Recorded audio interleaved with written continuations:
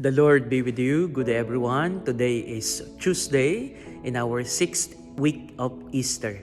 And before I start, let me ask you a little favor. Please pray for me today as I thank the Lord for the gift of life on my 41st birthday celebration.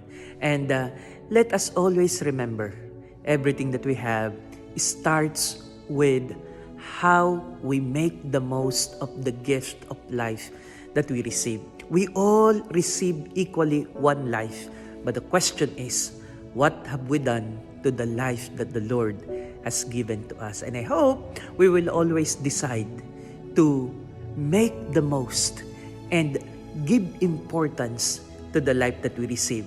The grace of God is always enough for us. It's time for you to bear fruit and grow abundantly.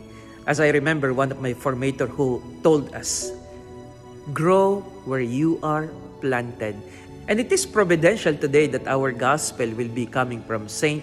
John chapter 16 verses 5 to 11, which states that the Holy Spirit, the advocate, will be the one to tell us what is right, to tell us about sin, about grace, to make us understand everything in heaven and in earth, so that we may go along the path that the Lord has prepared for us. Grow where you are planted.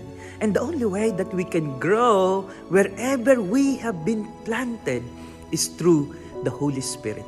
Remember, we received the Holy Spirit when we were baptized. It dwelt upon us. We became the temples of the Holy Spirit. And during the sacrament of confirmation, it gave us the strength to go on and to carry on the mission that the Lord is entrusting to all of us. And so in everything that we do, first thing first, come, O Holy Spirit. Let that be our basic prayer every single day.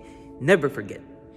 In times of doubt, call the Holy Spirit. In times of difficulties, call the Holy Spirit. In times of decision-making, call the Holy Spirit every single day. Let us be inspired because the Holy Spirit will always open our hearts, open our minds to inspire us to do the right thing even in a difficult circumstances of our life. That's the missionary of Christ. That's the follower of Christ, making everything possible by the Holy Spirit in his or her life. God bless you.